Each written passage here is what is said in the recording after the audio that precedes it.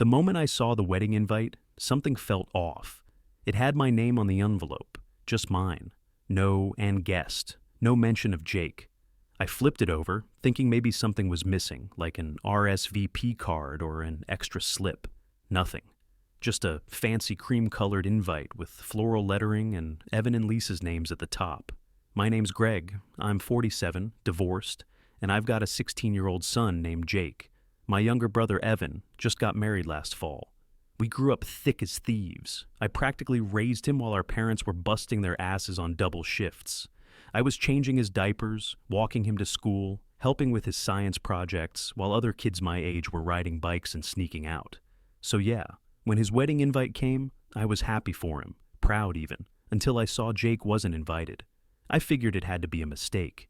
Evan wouldn't do that. Jake wasn't just my kid. He was Evan's shadow growing up. They had their own thing, comic books, games, barbecue Sundays. No way Evan left him out on purpose. I called him that night. He picked up right away. "Hey man, you get the invite?" "Yeah," I said, "but it only had my name. Where's Jake's?" There was this pause. Then Evan said, real casual, "Oh, right, yeah, the wedding's adults only. No kids under 18. "Seriously?" I leaned against the counter, already pissed. "You know Jake's practically grown, right? He's taller than me. He's not going to run around knocking over wine glasses." Evan sighed like I was annoying him. "I get it, but Lisa's family, they want it classy, upscale, no teenagers. It's her call." I laughed once, bitter. "Jake already bought a suit. He was excited, man. He looks up to you." "I know," he said, like that made it better. "But this is just how it is. I hope you can respect that." I sat there, stunned, like someone had knocked the wind out of me. Jake wasn't just some random teenager, he was family. Quick note before we keep going. Before listening, share which city or country you're watching from. I kept it together on the phone, but inside, I was seething. Evan didn't even sound sorry, just matter of fact. Like Jake was a checkbox that didn't make the final cut. He hung up after saying, "Hope you'll still come." Yeah, he hoped. But in that moment, I knew something had shifted, and not in a way I could just shrug off. I didn't sleep that night. Kept staring at the ceiling, running the whole conversation with Evan through my head. It wasn't just about the wedding. It was everything building up to that moment. The slow drift, the cold shoulder, the way Jake started asking less and less about Uncle Evan like he was trying not to care. Growing up in Aurora, I was more like Evan's third parent than a big brother. I was 14 when I had to step in after some punk in the neighborhood started giving him hell for the way he talked. Evan had this stutter that showed up when he got nervous, and this older kid thought it was funny. I didn't think twice. I cornered the kid after school and made sure he understood that if he ever even looked at Evan sideways again, he'd regret it. After that, Evan followed me around like a shadow. I taught him how to throw a spiral, how to fix a leaky faucet, even helped him write out a script so he could give a presentation without freezing up in class. He clung to every little bit of advice I gave him. When he got his first car, a beat-up '99 Civic, I was the one who showed him how to change the oil. When his high school girlfriend dumped him right before prom, I took him out for burgers and let him vent until midnight. And when he moved into his dorm at CU Boulder, I was the one who hauled his boxes up 3 flights of stairs while our parents argued about parking. Hell, I even co-signed his first apartment lease when he got out of college. I wasn't rich, still ain't, but I wanted him to feel like he had someone in his corner, and he paid it back when I needed it. When my ex-wife blew up our life by sleeping with some coworker and walking out, Evan showed up that night with beer and pizza like he'd been waiting for the signal. No judgment, just sat with me while I fell apart. I was broke, scraping by as a mechanic and picking up DoorDash deliveries to keep the lights on. Evan spotted me rent a couple times, bought groceries, even stayed with Jake when I picked up late shifts. Jake worshipped him. Every Friday night was game night with Uncle Evan. They'd hole up in the living room, controllers in hand, trash-talking each other while I grilled burgers. Sundays were comic swaps and backyard BBQs, just the 3 of us. Jake would count down the days until the weekend. I'd never seen the kid smile so wide. Then came Lisa. Evan met her at some charity event.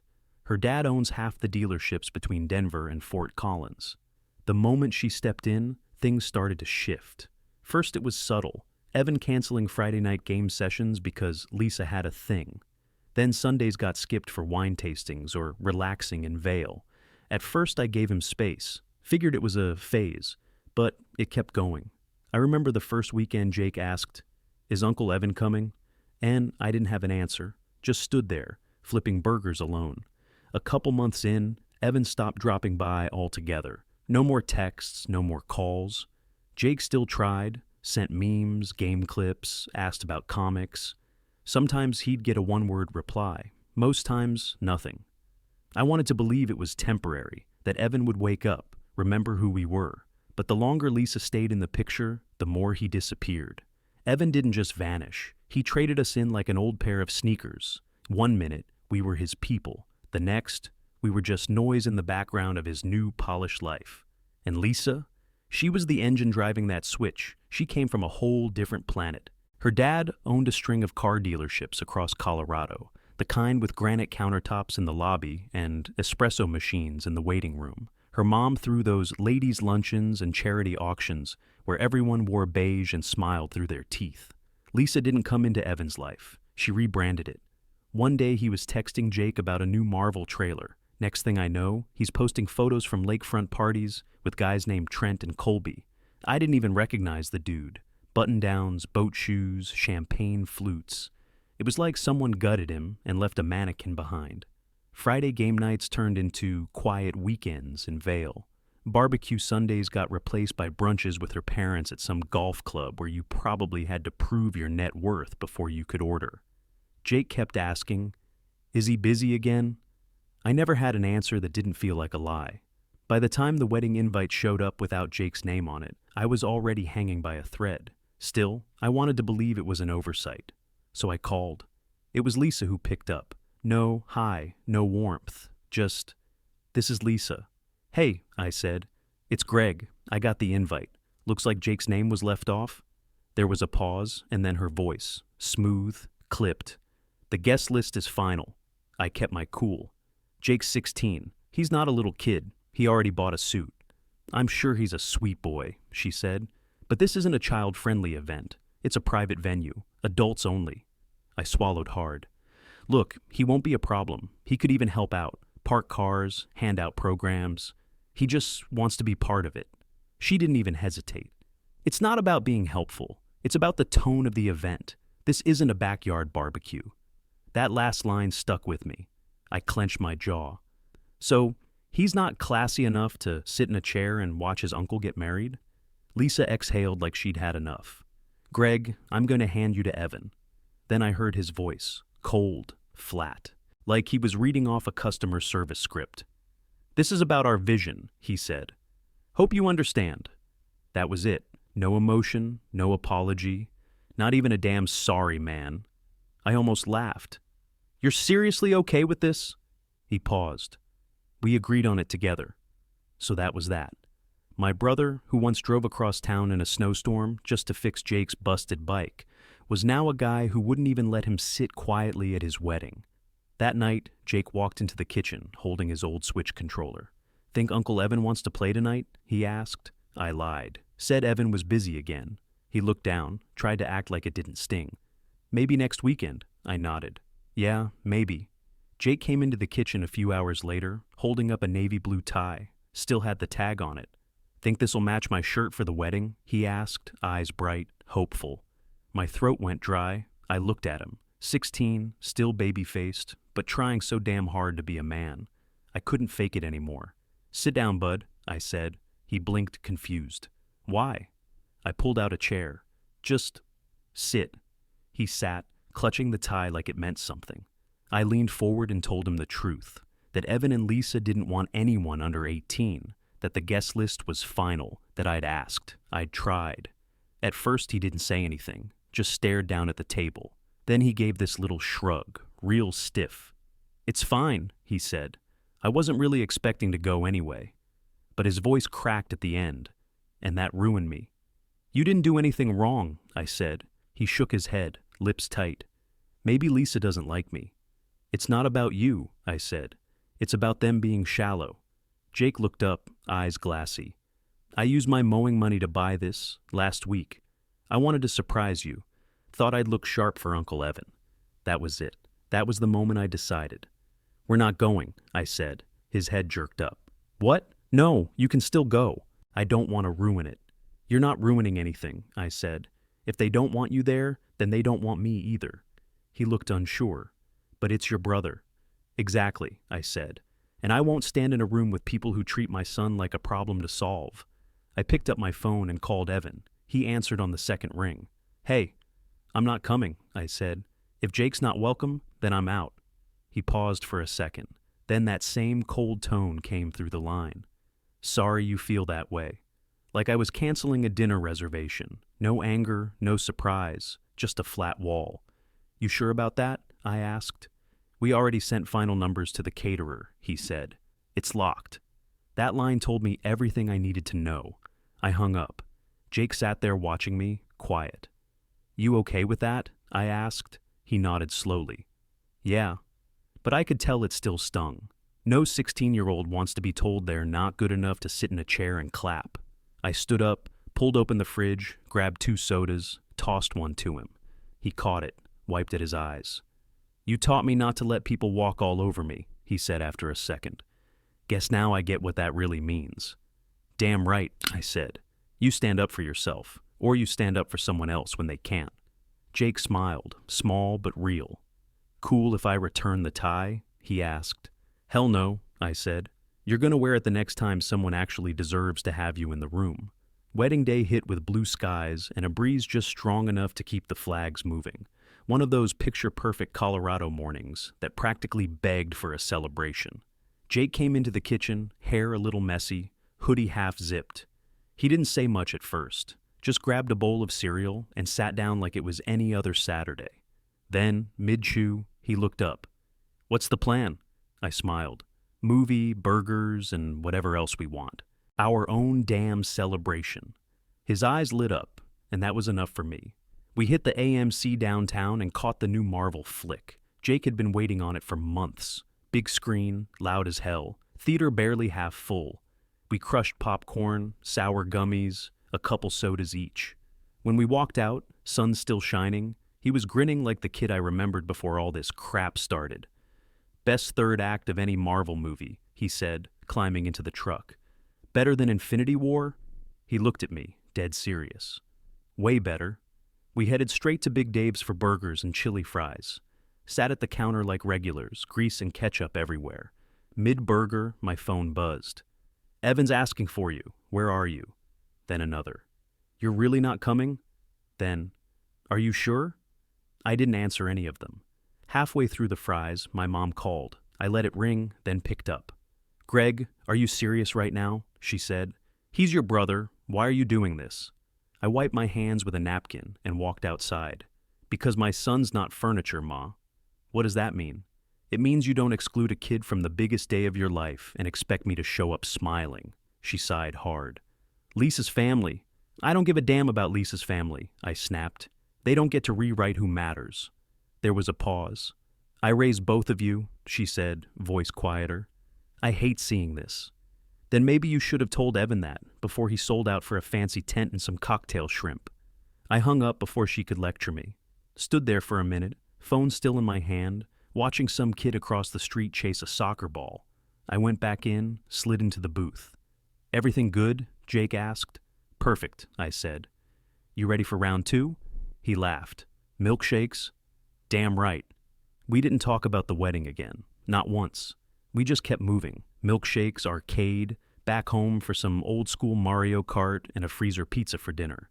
I looked over at him around midnight, socks on the coffee table, controller in hand, and thought, this is what showing up looks like. He didn't say it, but I knew he got it. He felt it. And Evan, he could keep his tucks and speeches and phony smiles.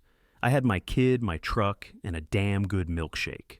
The next few days felt like walking into a wall, over and over. My mom called again, first thing Monday morning. I could hear the anger before she even said hello. "You embarrassed him in front of Lisa's family," she snapped. They were asking where his brother was during the toast. I didn't flinch. Then maybe he should have thought about his guest list. "You could have sucked it up for one day." "No," I said flat. "That's not how this works."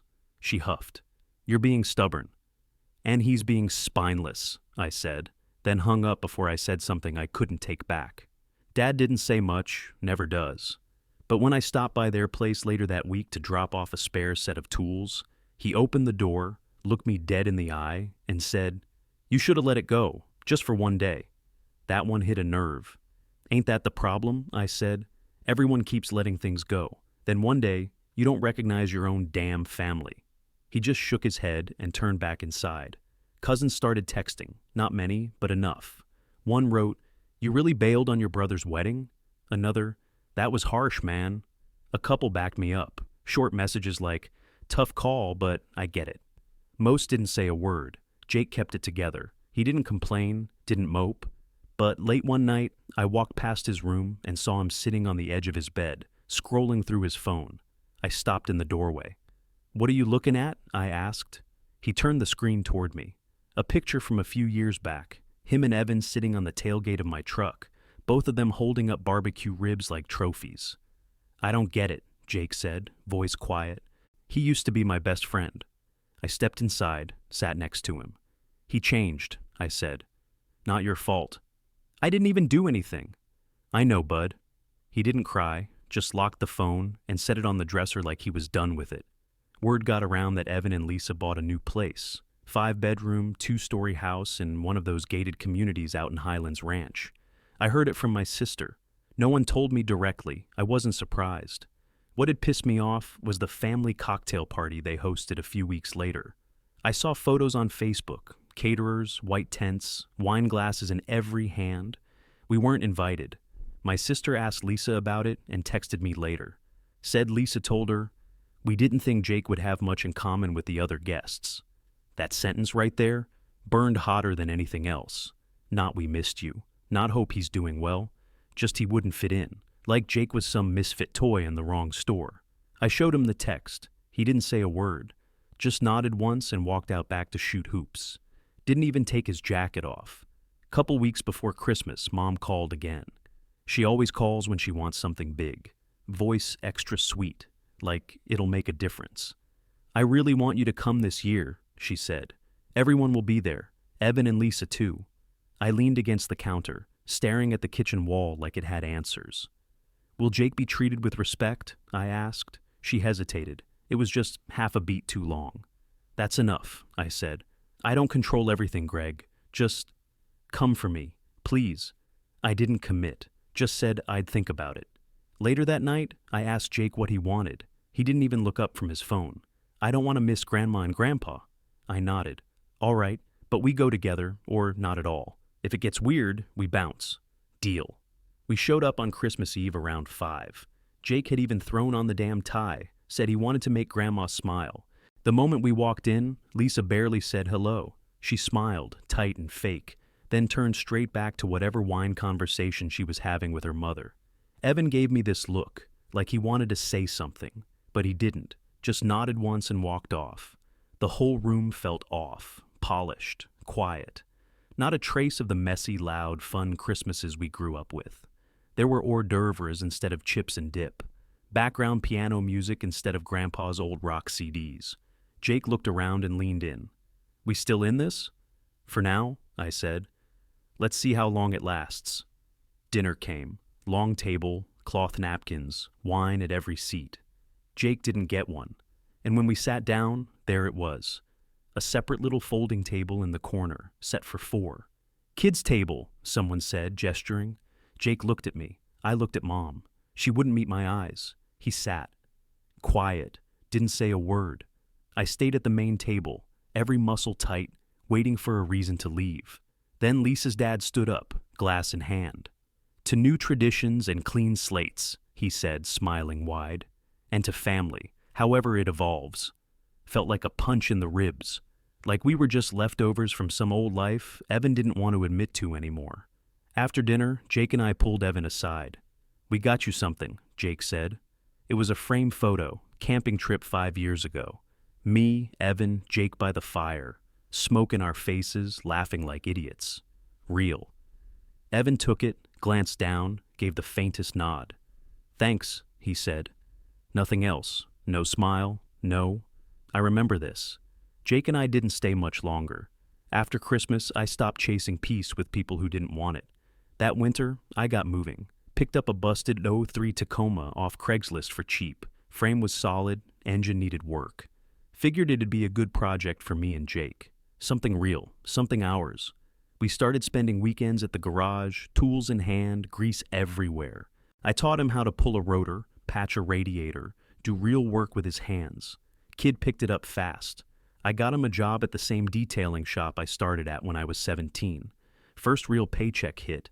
He showed me the stub like it was a gold medal. He started posting progress pics of the truck, before and after shots, new wheels, undercarriage cleanup.